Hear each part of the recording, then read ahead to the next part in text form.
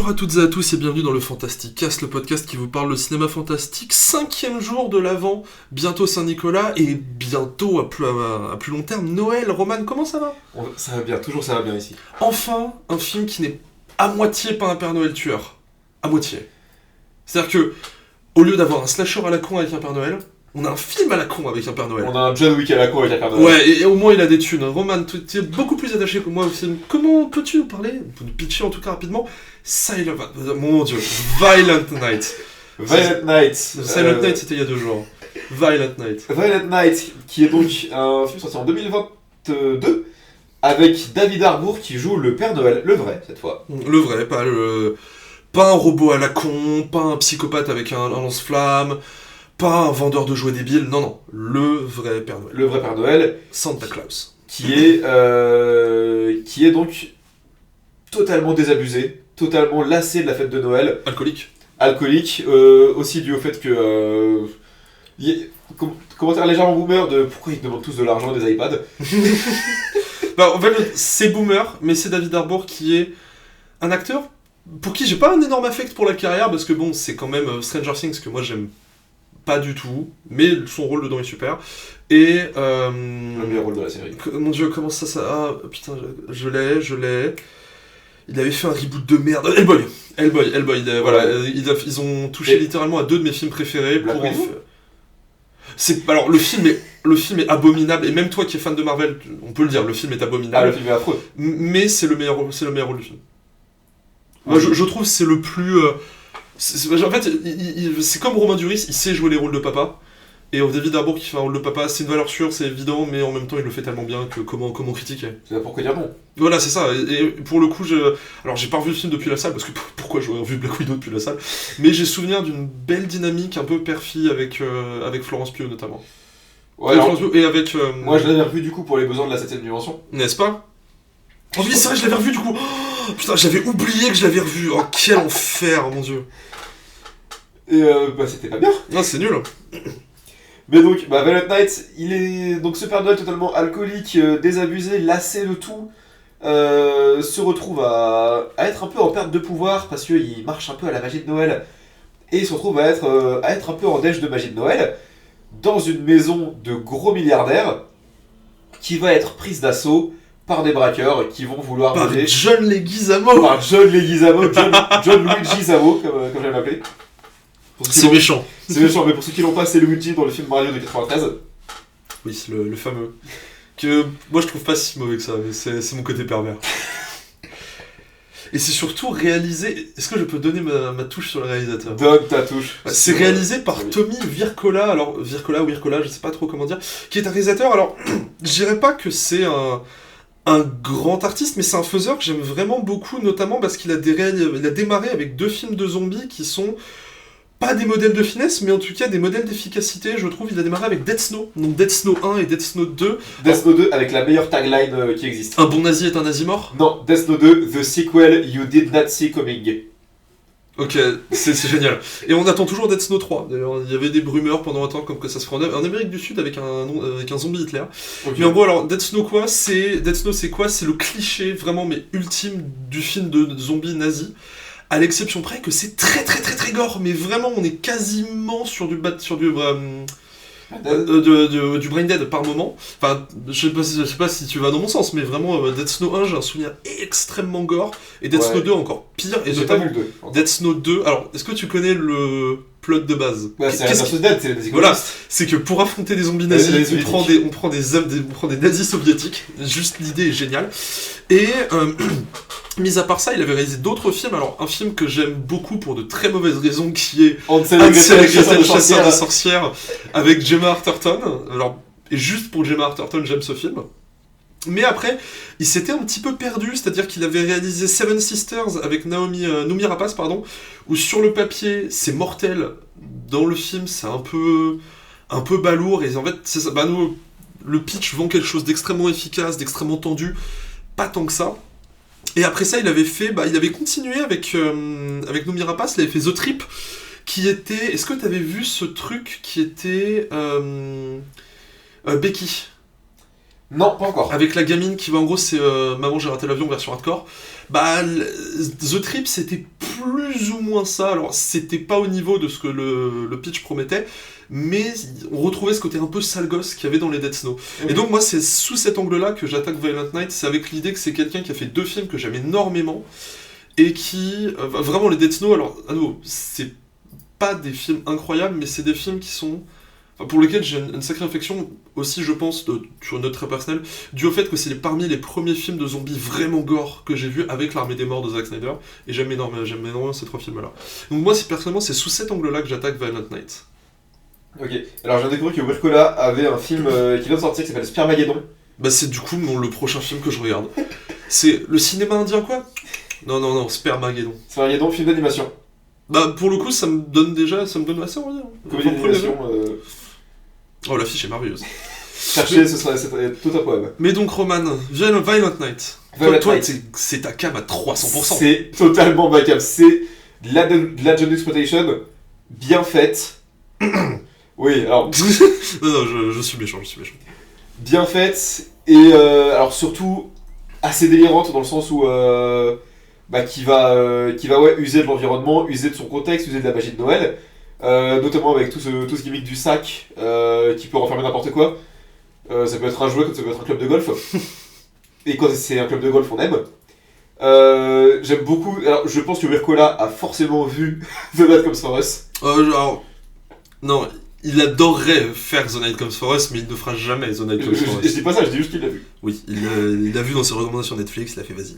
Et parce qu'il y a une scène qui implique une chaussette de Noël, des boules de billard et une tête. Et un crâne. Et on est tous très heureux quand ça arrive.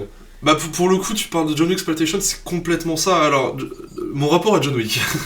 J'aime beaucoup la saga John Wick, y a pas de problème. J'aime beaucoup moins les enfants de John Wick, où c'est devenu vraiment presque des checklists de choses à faire, de choses à voir. Ça, voilà, il te faut le plan séquence un peu impressionnant, il te faut la scène de combat un peu technique. Enfin, et moi, ça j'aime beaucoup moins. Alors, j'ai pas je vais pas dire que j'aime pas le film, ce serait méchant de dire que j'aime pas le film. Voilà, enfin, le film est plutôt bon enfant, il est un peu gore, il est un peu rigolo, voilà. Je pense que mon affection pour le film d'ailleurs est due à 80% à David Harbour, facile. Totalement. Mais ce que je reproche à Violent Night, c'est le fait que les seuls moments où je m'amuse, c'est le moment où ça lâche un peu la rambarde, quoi. C'est vraiment, vas-y, t'as ton Père Noël, en plus t'apprends que c'est un espèce d'ancien dieu de la guerre. Ouais, une espèce d'ancien guerrier viking avec son marteau. Alors j'ai pas le nom. J'ai pas le nom non plus, j'avoue. Pour le coup, je l'ai vu en VF. Ça doit être genre Schlagito 2000 le tout-puissant, tu vois. Alors je l'ai vu en version québécoise. Ouh. Parce que j'avais trouvé en québécois, et en québécois il s'appelle Fracasseur de crâne. Quelque part, le nom lui correspond bien. Mais en fait, voilà, c'est toujours le truc du film qui prend un peu de temps à démarrer, c'est-à-dire qu'il y a toute l'intro avec la famille, où on comprend vite qu'ils sont détestables, voilà, c'est oh mon dieu, on se déteste tous en famille, trop original. Et surtout avec cette espèce de quête à qui lâchera le mieux le cul de la daronne milliardaire. Ouais, ça, et pour le coup, moi j'avoue, ça me fait... Enfin, les familles qui se détestent, c'est jamais un sujet qui me... Je vais pas dire que c'est un sujet que j'aime pas. Enfin, si, c'est un sujet que j'aime pas. Si, c'est un sujet que j'aime pas. Krampus ? Krampus, ils se détestent pas. Krampus, ils sont juste complètement focus. Et au-delà du côté focus, t'as ce côté... c'est juste 2 mondes qui ne peuvent pas cohabiter. Typiquement, tu devines que c'était deux familles démocrates et républicaines dans Krampus. Ouais. Si je dis pas de bêtises, t'en as un qui avait une réplique sur les armes ou un truc comme ça. Ouais. Et Krampus, c'était juste le point de départ. Parce que ça démarre beaucoup plus vite, Krampus. Ça démarre au bout de 20 minutes, grand max. Là où Violent Night, sur 1h30, 40, je crois qu'il fait quasiment 2 heures. Il commence à s'énerver, au moins passer la première heure. Et ça lâche vraiment la rambarde que dans les 30 dernières minutes. Alors quand ça lâche, ça le fait bien, je dois admettre, avec notamment, la scène avait pas mal tourné sur le réseau, mais la scène de combat dans la espèce de grange, espèce de cabane à la con là, avec la masse, et également le film a compris que si tu veux faire un film d'action efficace, t'as pas forcément besoin d'être ultra violent, tu peux juste montrer un os cassé, si mais tu montres avec un bon angle, un bon effet, un bon timing de montage, c'est radical, et bah il a compris ça. Et justement le montage, pas en faire trop. Bah oui, pour le coup, je dois admettre quelque chose, c'est que dans la vague de la John Wick Exploitation, c'est à nouveau, il y en a vraiment pas que j'aime beaucoup, je pense que ceux que j'aime bien, il doit y avoir... Comment il s'appelait, celui que tu m'avais recommandé avec Bloody Milkshake. Oui, voilà, il y avait Lena Headey qui était assez sympa. Qui s'appelle Gunpowder Milkshake en anglais. Gunpowder Milkshake en anglais, qui est pas incroyable, mais qui est mené par Karen Gillan, si je dis pas de bêtises. Karen Gillan, Lena Headey et Mais Michel Yeoh dans un tout petit rôle. Oui. Michel Yeoh, oui. Qui était relativement sympathique. T'en as eu plein, genre des mauvais, je peux vous en donner plein. Il y a Jolt avec Kate Beckinsale, qui est infernal, vraiment infernal. Kate Beckinsale, que j'aime toujours beaucoup, je le citerai à chaque épisode dans Van Helsing, mais qui là s'est complètement perdu, et pourtant j'aime Underworld. Comment Nobody. Elle a déjà Nobody ? Non, mais je veux dire, dans la John Exploitation. Ah oui, Nobody qui est plutôt sympa, mais qui peut se résumer qu'à quelques scènes clés, globalement, c'est le problème que j'ai avec Nobody. Qui se résume littéralement à John Wick, mais avec un mec lambda. Bah ça, et surtout, Nobody, à part la scène du bus et la scène de fin, je peux te citer aucun passage. Rien du tout, mais vraiment rien. Ouais. Ça, il y avait un film qui s'appelait Maria, qui était très mauvais, qui était un film asiatique vraiment très nul. Il y avait Kate, qui était pas dégueu, avec je vois l'affiche. avec Mary-Elizabeth Winstead, ouais.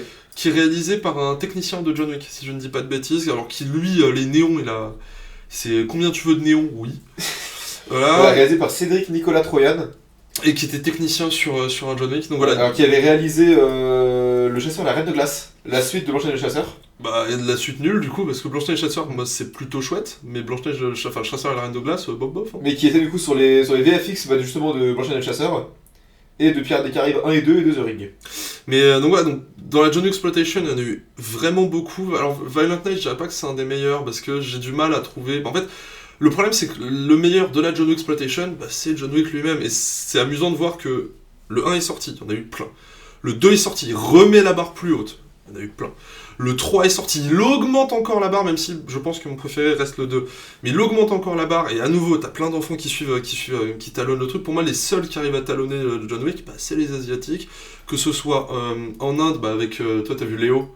Ouais. Voilà, pour moi, Léo est à peu près John Wick Exploitation. Mais lui, il arrive à lui tenir la barre.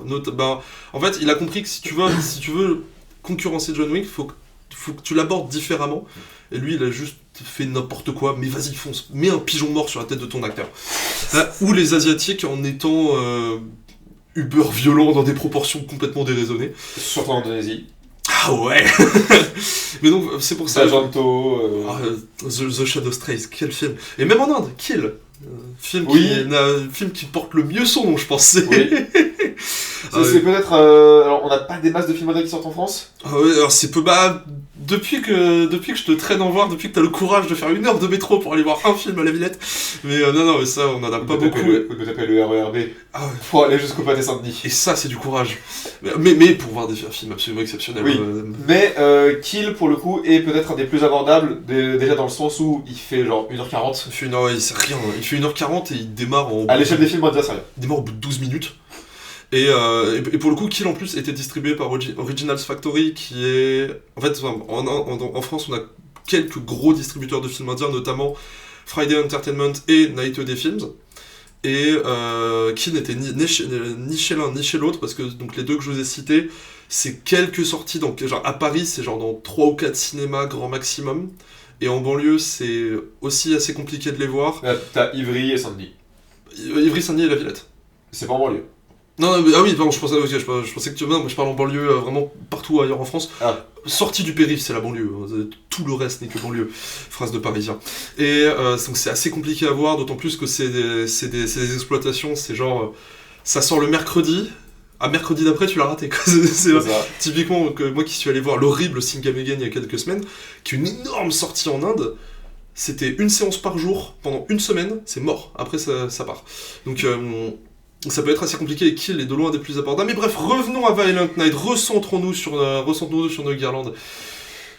Parle-nous de Violent Night. Mais justement, en parlant de guirlandes, je pense que c'est le film, depuis le début là qu'on fait, qui fait vraiment le plus Noël. Parce qu'il a de l'argent pour le coup. Il a l'argent. Silent Night, Deadly Night 1, éventuellement. Mais c'est vrai que maintenant que tu le dis, c'est vrai que Silent Night, toutes les suites ne comptent pas parce que quand t'as 5€ pour faire tes décors, tu fais rien. Mais le remake de Silent Night, c'est vrai qu'il à part la neige, il n'y avait pas grand chose. Ouais, et le Père Noël. Christmas Bloody Christmas, le truc c'est que c'était noyé sous les néons, donc on les voyait pas. Mais j'imagine que derrière les néons, t'as peut-être une guirlande et une boule. Mais je pense que Joe Begos a des néons de Noël chez lui. Chérie, j'ai décoré l'arbre de Noël, attends, je l'allume, waouh, j'ai mal aux yeux. Chérie, sans les néons violets et bleus, ce soir on est 1er décembre, on met les néons verts et rouges. Chérie, c'est Halloween, sors les néons oranges. Mais Sam, je rejoins ce que tu dis, c'est effectivement possiblement le film qui fait le plus Noël. Et tu sais quoi ? Je propose qu'on le fasse, tu l'avais suggéré, évidemment. Faisons notre échelle, guirlande et boules. Guirlande des sapins. Guirlande des sapins. Combien mettons-nous à Silent Night Deadly Night 1 ? Eh bah celui-là... Sur 10. Sur 10, 6,5, pas plus. 6,5, c'est tendu. Silent Night Deadly Night 2. 5,5. Ah non, même 5. Hein. Ok, 5. Le 3. Le 3. Non, il y a une famille, tout ça. Genre 4 sur 10. Ok. Le 4. 1. C'est vrai que le 4, à part la fin, ne se passe quasiment pas à Noël. Oui, il n'y a rien qui fait Noël, il n'y a pas de neige, il n'y a rien. Hein. Le 5. Le 5. Le 5, t'as plein de jouets, t'as plein de cadeaux. Ouais, 6, 7. 6, 7, ouais, encore 6, ouais. 6. Silent Night, le remake. 4. À part la neige. Ouais. Christmas Bloody Christmas. Pour les néons de Noël, moi 7. Ouais, au moins 7, ouais. Et Violent Night 9. Ouais, on est sur un bon 9. Pour moi, c'est un bon 9. Tout, en fait. Il y a, à nouveau, je pense que l'argent joue. L'argent joue. Il finit sur un meurtre dans une cheminée, et à partir de là, c'est compliqué de donner moins. Oui. Non, il finit par un déchiquetage dans une cheminée. Un déchiquetage numérique, précisons quand même. Oui. Ça, c'est... En plus, le film fait quand même la part belle aux effets pratiques. Ce qui est toujours appréciable. Après, venant de la part de celui qui a fait Dead Snow, je me serais vraiment senti trahi si ça n'avait pas été pratique. Et j'avoue que, alors évidemment, ils peuvent pas faire une énorme fontaine de sang en effet pratique et garder le film en interdiction en moins de 12 ans. Mais j'aurais aimé... Il y a ce petit goût amer, ce petit goût d'acteur manqué. Je sais pas si c'est juste moi qui vieillis, mais en fait, j'ai l'impression que le gore numérique est toujours plus facile à recevoir que le gore vraiment pratique dégueu. T'aimes pas Renfield ? Comment ? T'aimes pas Renfield ? Je déteste Renfield. Enfin, je déteste, non. Je n'apprécie pas Renfield, voilà, restons diplomates. Mais donc voilà, typiquement Renfield avec des effets pratiques, je pense que ça devient hyper gore. Renfield sans effets pratiques... C'est Renfield. Bah c'est Renfield quoi, le film existe, et c'est déjà bien. C'est déjà bien d'exister, c'est pas donné à tout le monde. Tu as fini sur Violent Night ? Non mais du coup, pour pousser sur l'ambiance de Noël, je sais pas si t'as fait gaffe, mais on a des remixes de chansons de Noël sur la BO. Alors j'avoue que j'ai pas fait attention à ça, non. T'as... alors je sais plus lesquels exactement, mais t'as des... Tu dois avoir Silent Night, t'as ça, t'as... Wish You a Merry Christmas. Ouais, justement. Je crois que t'as celui-là, et t'as du coup ça qui est répété dans les scènes d'action surtout. Oh bah j'avais pas fait attention à ça, effectivement. Donc assez plaisant aussi sur l'ambiance vraiment de Noël, au-delà de évidemment la direction artistique, évidemment le littéral Père Noël. Et d'ailleurs, je viens de me rappeler, il y a un 2 qui est prévu. Qui est en préparation, ouais. On sait pas trop pour quand, j'imagine ce sera pour 2026. Ouais. À moins qu'il le tourne en vitesse ou qu'il soit déjà tourné, mais il y a un 2 qui est prévu. Et pour le coup, je me dis que le 2 peut être une vraie occasion pour faire passer le film de sympathique à vrai gros plaisir bis. Ouais. Mon gros problème avec ce Violent Night. C'est compliqué, on s'y perd. Comme on dit, on enchaîne tous les épisodes, donc comprenez qu'on s'y perd. Oui, quand on parlera de 36-15. Quand on parlera de 36-15 Code Père Noël, au moins, ce sera moins confusant. Plus compliqué à dire, mais moins confusant. Mais mon gros problème du coup avec celui-là, c'est le rythme qui s'essouffle au bout d'une heure, en fait. En fait, c'est amusant parce que le film démarre vraiment sur les chapeaux des roues. Notamment avec, la famille se déteste, ok, le début est rigolo, les braqueurs arrivent, clac, ça démarre, il y a le Père Noël, super. Ça ralentit vraiment le rythme, et ça repart dans le dernier tiers. Donc pour le coup, c'est tout ce qu'il y a autour du deuxième tiers où c'est vraiment poussif, d'autant que, alors là c'est mon côté, je déteste la relation, enfin je déteste, non, j'exagère toujours un petit peu dans l'hyperbole, mais j'aime vraiment pas le côté... maître et apprenti entre David Harbour et entre Père Noël et le gamin. C'est mignon et effectivement ça marche, mais en fait c'est trop facile, enfin au-delà de trop facile, surtout c'est tellement prévisible et tellement forcé par moments. C'est une de mes limites avec Violent Night, c'est que vraiment, il lâche pas la rampe, il va pas vraiment dans le bis, quoi. S'il était allé dans le bis, le gamin, il serait mort. Oui, mais s'il était vraiment allé dans le bis, il aurait pas eu ce budget. On n'aurait pas alloué un tel budget à un truc vraiment... genre... Night Comes for Us-esque. Problem in our economy. Tu as terminé sur Violent Night ? Ouais, juste globalement pour moi c'est mon préféré jusqu'à présent de pas tout ce qu'on a traité. Christmas Bloody Christmas pour moi, je pense. Oui, qui arrive juste après pour moi. Mais juste, voilà, c'est... Et les 3 minutes de Silent Night où il y a un meurtre au déchiquetage, au déchiqueteur de sapin mérite une petite place sur le podium aussi. Mais 3 minutes... Ouais, mais c'est très bien. Mais pas un film, c'est un très bon court-métrage. C'est un très bon reel Insta si tu veux. Mais, oui. Mon dieu. Mais Nemesis. Ouais, puis pour le coup, et le film, alors, il est assez vulgaire, mais après c'est la vulgarité vraiment... Et puis ça, c'est bon enfant, quoi. Oui, c'est ça, c'est... Mes sœurs l'ont vu et n'en sont pas ressorties traumatisées. Oui, mais après, t'es sûr, tu leur montres patane... Grand film, grand film. Non mais oui, c'est de la vulgarité assez attendue de ce genre de film qui se veut assez irrévérencieux, mais irrévérencieux de façade. De façade, mais à nouveau, c'est très inoffensif comme film Violent Night. Oui. C'est quoi, honnêtement, je pense pas que tu puisses sortir traumatisé du film, quoi. Ou alors, t'es vraiment très sensible. Ouais. On se retrouve pour le 6e jour. Pour le 6e jour, si vous vous renseignez quel jour est le 6e jour de décembre, vous pouvez peut-être déduire le film.